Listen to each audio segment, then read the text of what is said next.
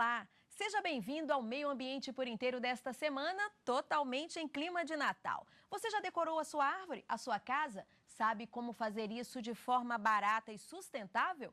O Solon e a Giselma estão aqui no estúdio e vão dar todas as dicas. Mas antes vamos falar do pinheiro. Afinal, ele é um dos símbolos do Natal. E que árvore é esta?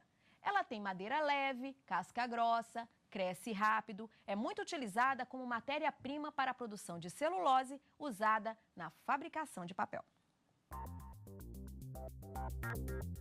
Eles são robustos, têm um tronco cilíndrico e reto, chegam a viver até 700 anos. As cores vivas se mantêm durante todo o ano, o que faz com que os pinheiros sejam lembrados pela beleza. De perto ganham corpo e chegam a 50 metros de altura e 2 de diâmetro. Os pinheiros, na grande maioria, são nativos do hemisfério norte, dos países mais frios. No Brasil, o cultivo da planta é presente em todas as regiões e já dura há muitos anos. O que nem todos sabem é que existem várias espécies de pinheiros. Nossa equipe foi até o Jardim Botânico de Brasília para mostrar algumas variedades. Suzana é quem conta pra gente. O pinus, que é exótico, vem de outras regiões do mundo. Tem as araucárias, que a espécie que é brasileira é o pinheiro do Paraná, e tem os ciprestes, que são os muito usados na arborização, muito usados em jardins, né, com efeito paisagístico. De acordo com a engenheira florestal, os pinheiros se desenvolvem bem em solo ácido e alguns também em solo calcário. A maioria das plantas requer um terreno drenado, mais arenoso. São classificados como gimnospermas, ou seja, não produzem frutos, apenas sementes. Como o crescimento da planta é rápido, os pinheiros têm um destino bastante importante na vida de cada brasileiro. Eles são utilizados como matéria-prima para a produção de madeira e a celulose usada na fabricação do papel.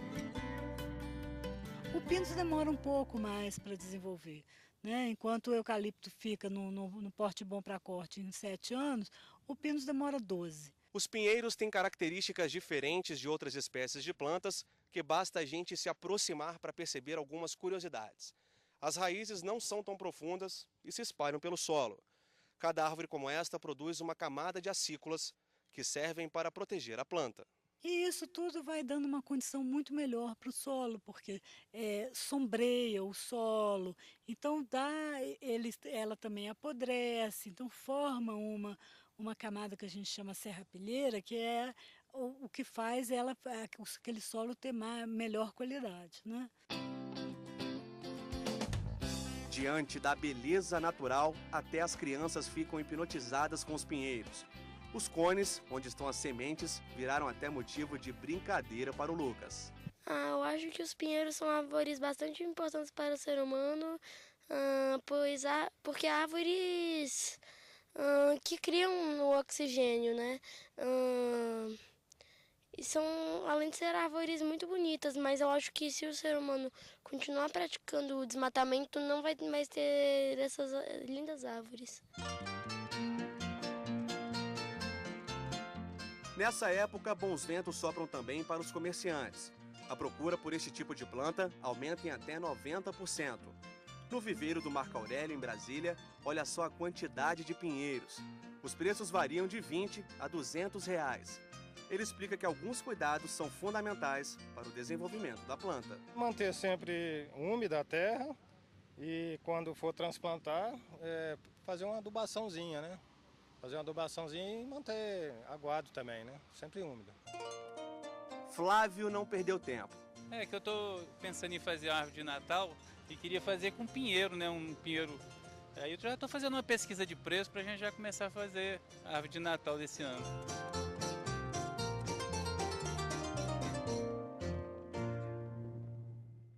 E para explicar o que diz a lei quanto ao plantio, corte e comercialização de pinheiros no Brasil, nós convidamos o analista ambiental do IBAMA, Carlos Fabiano Cardoso. Carlos, muito obrigado pela participação. Por nada. Carlos, primeira coisa, qual é a legislação no Brasil que trata da preservação do pinheiro? Primeiro, a gente tem a questão que o pinheiro ele consta da lista de espécies ameaçadas de extinção. Existe uma instrução normativa do IBAMA que regra isso, então desde 92 nós temos essa essa prerrogativa que ele está ameaçado de extinção. Fora essa norma, tem mais alguma lei? Nós temos a Lei da Mata Atlântica, onde é dito que as populações vegetais em estágio já avançado ou em estágio clímax, elas não podem ser cortadas, não pode ser objeto de autorização de supressão de vegetação. Então, nessas florestas onde a gente encontra o pinheiro do Paraná, a gente já tem essa caracterização desse tipo de formação florestal. O Código Florestal recente, né, de 2012, traz alguma novidade com relação a essa espécie? Com relação a ela especificamente, não. O que ele trouxe foi uma clareza maior quanto à desburocratização para o plantio do pinheiro, tanto o pinheiro do Paraná quanto os pinheiros de origem em outros países, né, os pinheiros exóticos que a gente tem hoje. Então, hoje a gente tem uma facilidade do entendimento da norma vigente com relação à possibilidade do produtor rural poder fazer esses plantios e depois poder explorá-los. Vamos explicar direitinho, para quem não entende do assunto, qual é a diferença, a classificação dos pinheiros. A gente tem de origem nativa, ou seja, o pinheiro que ocorre no Brasil é o pinheiro chamado pinheiro do Paraná, que é a Araucária angustifolia. É o representante, né, que ocorre no país. Fora isso, que é muito plantado em culturas, em monoculturas, né, em culturas em propriedades rurais, são os pinheiros exóticos, que são oriundos de outros países, de outras regiões, que têm o seu plantio liberado e a sua exploração também é livre. Com relação à situação hoje da Floresta das Araucárias, é preocupante, assusta quem cuida do assunto, especialista da área? É muito preocupante, né? Porque a gente tem aí a mesma situação que a gente tem em toda a região do bioma Mata Atlântica. Porque, diga-se de passagem, nesse caso, a gente tem uma formação específica dentro do bioma Mata Atlântica, que são as florestas de araucária, né? Para a gente ver como é a importância dessa espécie para a formação vegetacional dessas florestas. E de um total que a gente tem aí de ocorrência dessa espécie na Mata Atlântica, hoje a gente tem apenas 2% de remanescente do que a gente tinha originalmente. Pois é, Carlos, e a gente foi atrás de alguns casos que chegam ao judiciário relacionados ao corte de pinheiros e também sobre a preservação desta espécie. Vamos ver algumas decisões. E em julho deste ano, o Tribunal de Justiça de Santa Catarina disse que a lei do Estado que permitia o corte de araucária para uso comercial fere a Constituição. A norma criava o Programa de Reflorestamento do Pinheiro Brasileiro. Com isso, os proprietários de terras que têm araucárias nas propriedades poderiam fazer o aproveitamento madeireiro mediante reflorestamento. Mas, para o Ministério Público do Estado, que questionou a legislação na Justiça, a lei determina que essas plantas deveriam estar localizadas fora da área de preservação permanente da propriedade, o que seria uma ameaça à espécie. Em 2010, o plenário do Supremo Tribunal Federal manteve o decreto de 2006 que instituiu a Reserva Biológica das Araucárias em 3 municípios do Paraná. Uma empresa situada em uma das localidades alegou que, embora a criação da área não exija consulta pública, isso seria fundamental para ampliar a unidade de conservação. Outro argumento é que deveria haver uma lei nesse caso e não um decreto. O ministro relator, hoje aposentado, Eros Grau, afirmou que a legislação só é necessária quando há alteração ou retirada de partes da área e que a consulta pública é dispensável pela Lei 9.985 de 2000, que regulamenta o artigo 225 da Constituição Federal. O relator foi seguido pelos demais ministros. A Justiça do Paraná, em 2007, decretou a prisão preventiva de 4 pessoas envolvidas no corte ilegal de araucárias na região. De acordo com as investigações, a quadrilha, formada também por policiais militares, comprava e vendia autorizações irregulares para o corte e a comercialização da planta. Os funcionários do Instituto Ambiental do Paraná seriam os fraudadores das licenças. Carlos, com relação a essas decisões, né? Primeiro, quem é que dá essa licença? Para se fazer a supressão de indivíduos de Araucária angustifolia, que é a espécie nativa, que já conhece nativa no país, primeiramente a gente tem que relembrar o que eu tinha falado no início, que só pode se for florestas plantadas. E quem autoriza essa questão aí da gestão florestal como um todo, não só para o Pinheiro do Paraná, são os órgãos estaduais de meio ambiente que fazem essa autorização. Então, ocorre nos órgãos por estado. A gente viu que nesse caso a justiça decretou a prisão dessas pessoas, dessa quadrilha. Quais são as penalidades previstas em lei para essas pessoas que cometem esse tipo de crime? Considerando as normas federais, a gente tem penas que variam aí por volta de 3 anos, a infração penal. A infração administrativa, ela pode chegar até a R$20 mil por hectare ou fração. E sendo o caso do Pinheiro do Paraná, que a gente já falou aqui, que consta de uma lista de espécies ameaçadas, ele tem um agravante.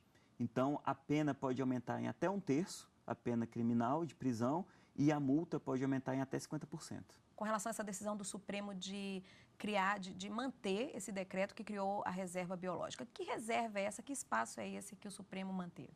Bom, as reservas biológicas são uma categoria de unidade de conservação contemplados pelo Sistema Nacional de Unidade de Conservação, a lei do SNUC, muito conhecida dessa forma, e as reservas biológicas são a categoria com maior nível de restrição.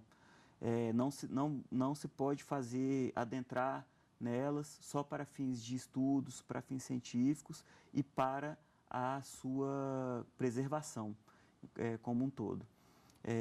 Essa foi uma iniciativa, como diversas outras que foram sendo desencadeadas como medidas para proteger essas espécies ameaçadas, feitas pelo governo federal para fins de manter amostras vegetacionais desse tipo de floresta. Carlos, e a floresta das araucárias? Ela abrange quais os estados? Está em todo o território nacional? A gente ouve falar assim no Pinheiro do Paraná, já imagina que ele só ocorre no Paraná. No Paraná. Mas não é isso. O grande adensamento, né, a maior quantidade de indivíduos do Pinheiro do Paraná, ou Pinheiro brasileiro, que algumas pessoas chamam, ocorre realmente no Paraná. Tanto que foi isso que ensejou a criação dessa reserva biológica, dessa iniciativa do governo federal, nessa região, nesses 3 municípios do Paraná, como você citou anteriormente, da reserva biológica. Mas a ocorrência do Pinheiro do Paraná é bem ampla. Ela pega aí região sul-sudeste, ela vai desde Minas Gerais, passando por São Paulo, descendo ali por Santa Catarina, chegando ao Rio Grande do Sul. Agora, a gente aproveitou o Natal para falar do pinheiro, para relacionar um dos símbolos do Natal. Uhum. Se eu quiser um pinheiro vivo, original, quero deixar o meu Natal bem original, posso adquirir tranquilamente esses pinheiros que vendem no comércio? Sim, esses pinheiros, eles são, em sua quase totalidade, eles são de origem exótica, né? A gente vê os pinheiros e tal, só que o pinheiro do Paraná ele é um pouco diferente. Ele tem a formação formam como se fosse auréolas até chegar à sua copa. Já esse pinheiro com essa forma cilíndrica que a gente já conhece, mais tradicional, é um exemplo clássico do pinheiro de origem exótica. Ele não é o pinheiro brasileiro. Mas se você vê, por acaso, algum pinheiro que for o pinheiro do Paraná, vale a pena adquiri-lo também, porque é uma muda, né? É um filhotinho de árvore, né? A gente pode falar assim. E você plantá-lo é bom porque a gente está propagando e mantendo um representante das nossas florestas, das florestas brasileiras. Mantendo a espécie, né? De uma certa forma. Carlos, muito obrigada pela participação, Obrigado por tirar vocês. dúvidas sobre essa espécie. Nada. E no próximo bloco, o quadro Reciclagem, aqui direto do estúdio do Meio Ambiente por Inteiro. Solon e Giselma vão contar tudo, é só um instante.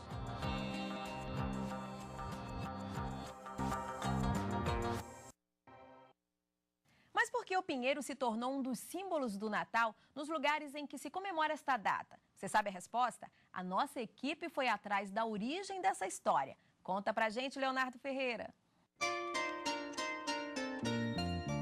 Especialistas dizem que isso ocorreu por ele ter características importantes. É uma das poucas plantas que mantém as folhas durante o ano e inclusive nos meses mais frios. A verdade é que ninguém sabe ao certo quando começou esta tradição em decorar os pinheiros. Uma das histórias mais conhecidas diz que a origem está na Alemanha e vem de séculos. Um religioso que andava por uma floresta na noite de Natal decidiu levar um pinheiro para casa e enfeitá-lo com pequenas velas. Depois disso, o mundo todo decidiu imitá-lo. O comércio não perdeu tempo e logo os pinheiros viraram artificiais. Ganharam tamanhos, cores e texturas diferentes. Enfeites para ajudar na decoração, é claro, não podem faltar. Os que enchem os olhos dos consumidores geralmente são esses, mais coloridos como os pisca-piscas, bolas, pingentes e até bonecos decorativos. Vale tudo para entrar no clima de Natal. Para decorar o pinheiro, ideias simples podem fazer toda a diferença.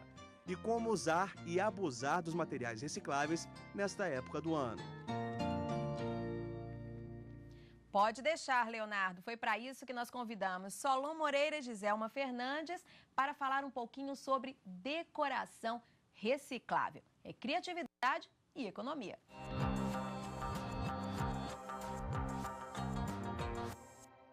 Muito obrigada aos dois por estarem aqui. Eu que agradeço o convite. Solon, vamos começar com você. Muito obrigada por decorar o nosso estúdio do Meio Ambiente por inteiro. E olha só, explica pra gente direitinho que luminária é essa, como é que você consegue transformar material reciclável numa luminária tão interessante? A primeira criatividade nossa foi a bola. Aí depois a gente fizemos os anjos. Tem na decoração da 315, da 303 Norte, tem os anjos lá expostos, né? 315 e 316 Norte, para a gente entender, o pessoal que não mora em Brasília, são duas áreas nobres aqui em Brasília. Então, você acaba que também decora área pública. Isso. Solon, é bem interessante, porque quem está assistindo ao Meio Ambiente por inteiro pode ter a impressão que é vidro. De longe, é essa impressão que a gente tem. Mas aqui de pertinho dá para saber direitinho de que é. Garrafa PET. Como é que é? Você corta a garrafa? Explica para a gente o passo a passo. A garrafa a gente aproveita ela toda. O fundo da garrafa a gente faz esse tipo de bola aí. Né? O bico da garrafa, a gente faz a bola de bico, aquela que está ali na frente. O meio da garrafa, a gente faz folha e faz árvore, comparando-se ao pinheiro, também, que é a árvore de Natal. Então, você faz todo tipo de decoração, não é só E luminária. aproveita a garrafa toda. A garrafa que ia para o lixo. A gente aproveita tudo. O meio dela, a gente corta, faz os carneiros, né? Solon, do carneiro a gente vai falar daqui a pouco. Vou falar agora com a Giselma. A Giselma é artesã, é craque com papel reciclável. Ela transforma tudo. Me conta, que tipo de papel que você usa e você transforma em quê? Eu uso o papel reciclado, que é de aparas, resto de papel, né, de escritório.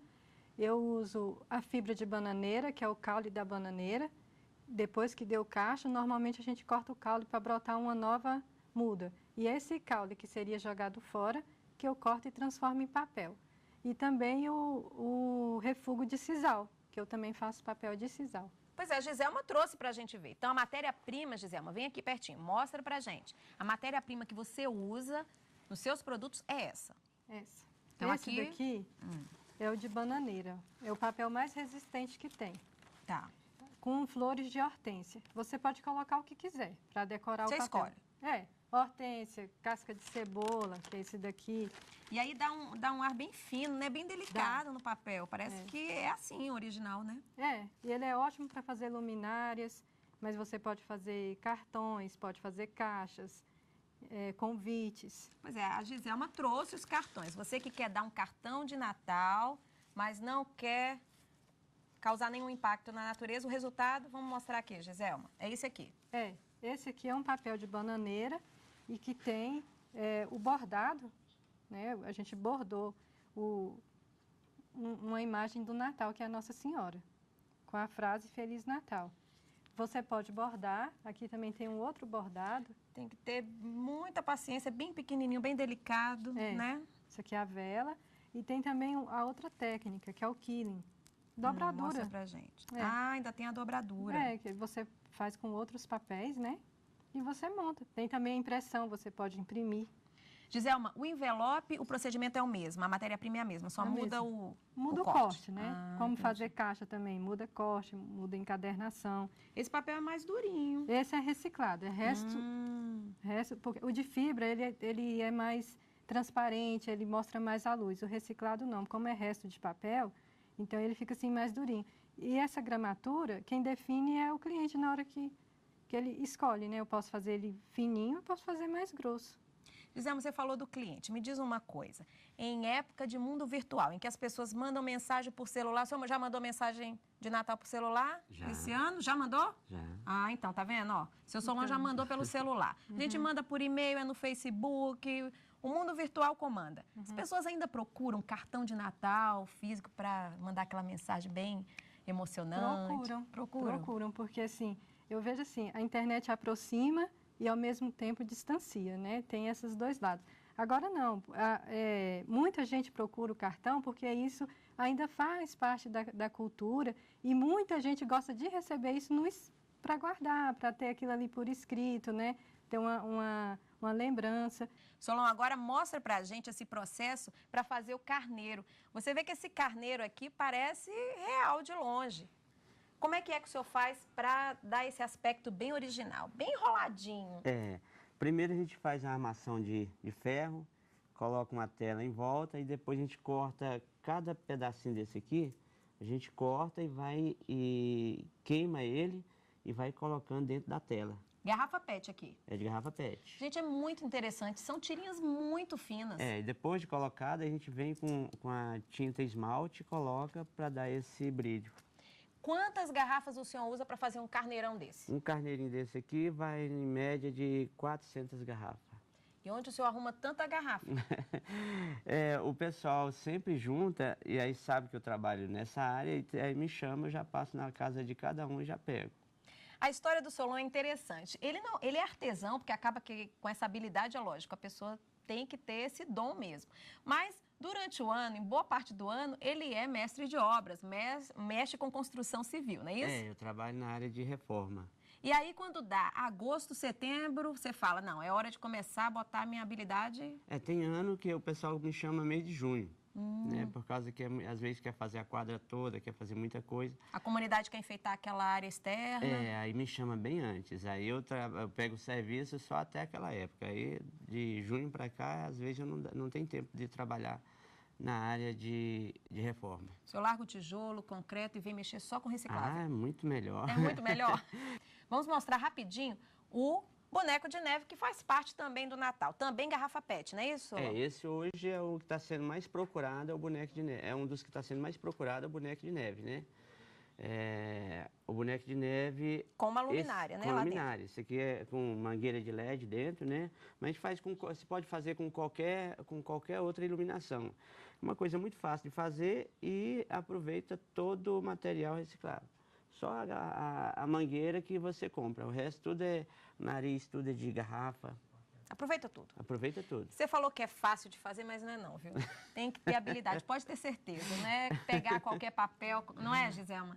Mexer com reciclável tem que ter paciência, tem que ter todo um cuidado, botar tudo no lugar direitinho. É reaproveitar, né? Em cada área. Dá um novo sentido. E vai que você quer dar um presente de Natal, mas não tem a embalagem. A Giselma tem, olha só.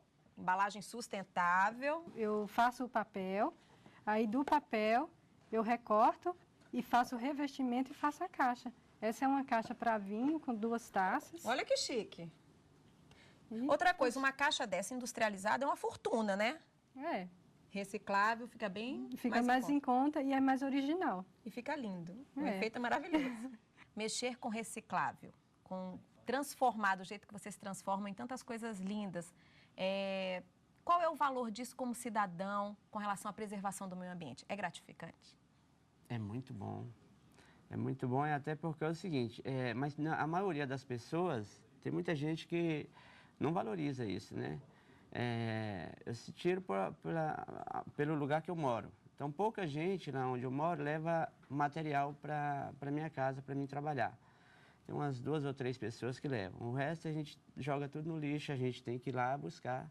Aí a gente fala para eles, gente, isso aqui é material que a gente pode ter um bom aproveitamento. Eu vejo assim, a natureza ensina para a gente todos os dias o que é que a gente tem que fazer e o que é que a gente não tem que fazer, né?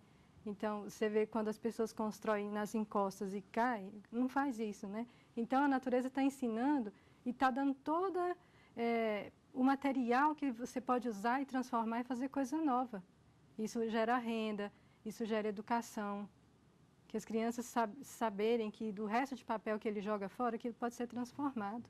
Isso assim, mudar a nossa consciência e aprender a dar valor no que normalmente a gente não dá valor. Não dá valor. E você faz algum trabalho relacionado à reciclagem, igual o Solon e a Giselma? Então, manda um vídeo para o Meio Ambiente por Inteiro que a gente divulga a sua iniciativa.